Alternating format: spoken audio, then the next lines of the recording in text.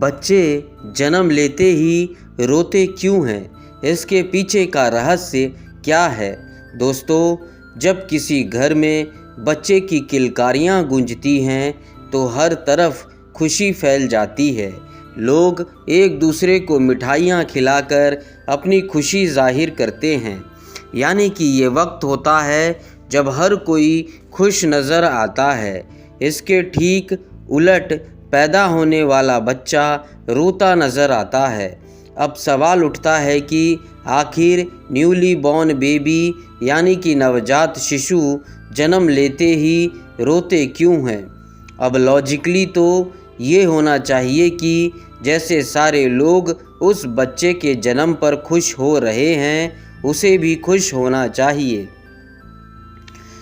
इस बच्चे को खुश होना चाहिए, खिलखिलाना चाहिए, लेकिन इसके उलट ये रोने लगता है। आप यकीन नहीं करेंगे दोस्तों, लेकिन नवजात का इस तरह से रोना उसके ठीक होने का एक हेल्थी सिग्नल होता है।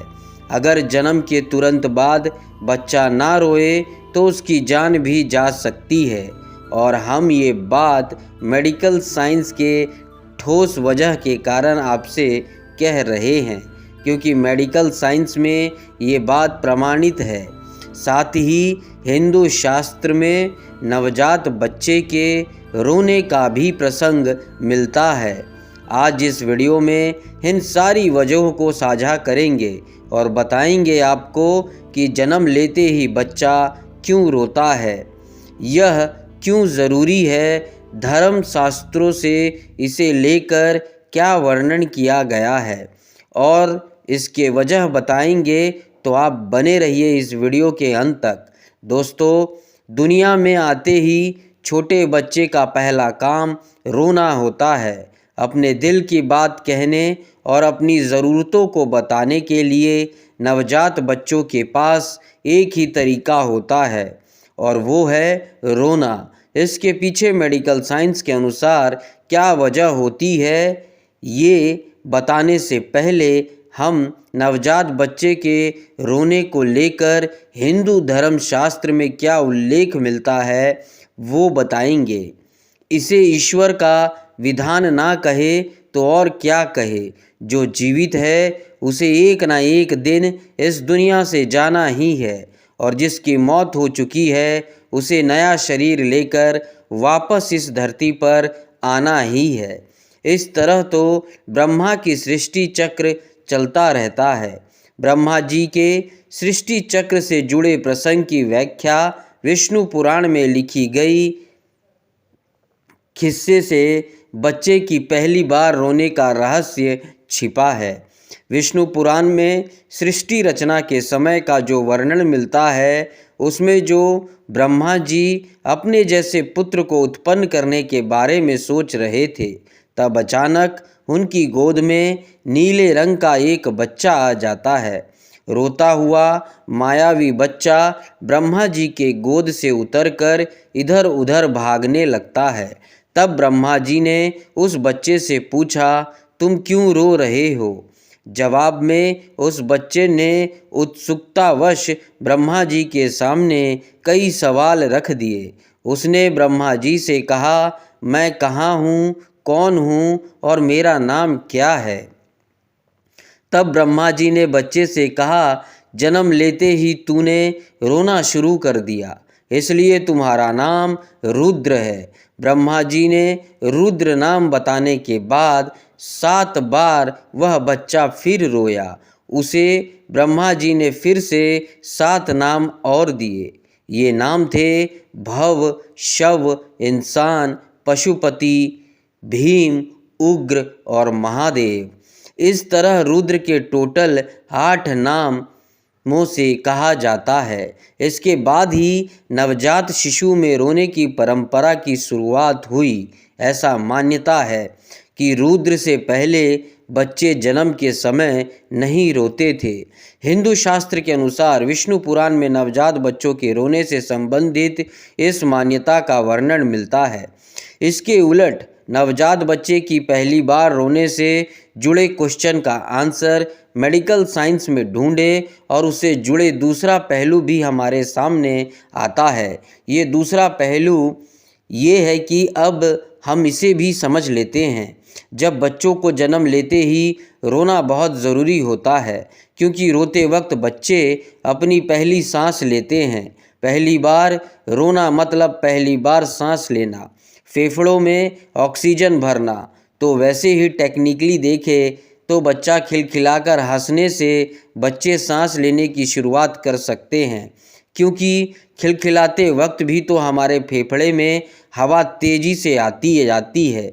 और रोते हुए दुनिया में आने की वजह हंसते हुए दुनिया में आना बच्चे के लिए बेबारीक नहीं होता। ऐसा क्यों, यूँ भी समझ लेते हैं। जो बच्चे जब अपनी माँ के गर्भ में होते हैं तब वे सांस नहीं लेते। दरअसल वो अमनियातिक साइट नाम की एक थैली में होते हैं, जिसमें यमनिवेतिक फ्लूइड भरा होता है। उस समय शिशु के फेफड़े में हवा नहीं होती, उनके फेफड़ों में भी इनबुटिक फ्लूइड भरा होता है। दोस्तों, बच्चे जब अपनी माँ की कोख में होता है तब उसे अपना सारा गर्भनाल ही जरिए खाना मिलता है और ऑक्सीजन वगैरह सब कुछ उसी गर्भनाल की वजह से मिलता है। तो जन्म से पहले ही माँ के गर्भनाल से ही जुड़ा रहता है और उसे सांस भी गर्भनाल के ज़रिए मिलता है। माँ के शरीर से बाहर आते गर्भनाल काट दी जाती है और सब बच्चे को खुद से सांस भी लेनी पड़ती है। इसलिए जब बच्चा सांस लेता है तो अपने मुंह और नाक में जमे फ्लूइड तरल पदार्थ को पार करता है। जन्म लेते ही शिशु को उल्टा लटकाकर उसके फेफड़ों से एनिमेटेड फ्लूइड को बाहर निकाला जाता है।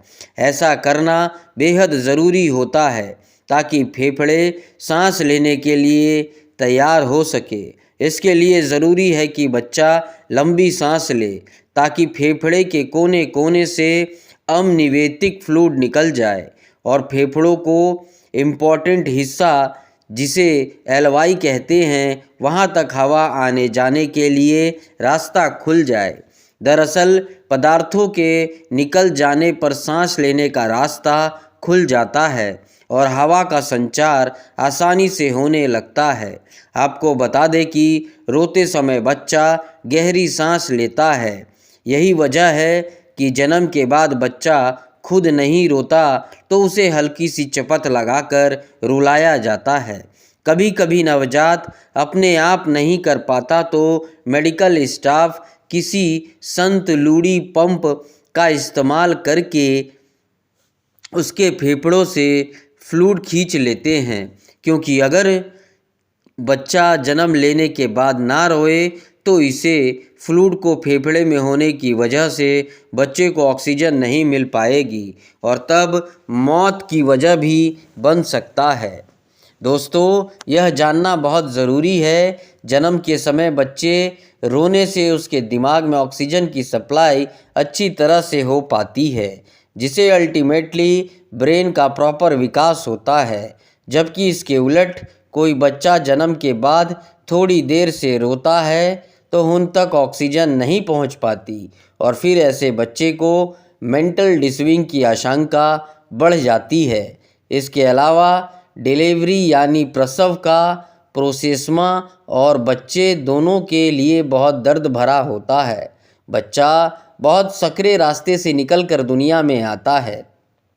उसकी माँ के शरीर के भीतर के सेव वातावरण से पूरी तरह अलग होता है, यानी वातावरण से निकलकर मुश्किल भरी दुनिया में आना वैसे भी किसके लिए खुशी की बात होगी, इसलिए बच्चा रोता है।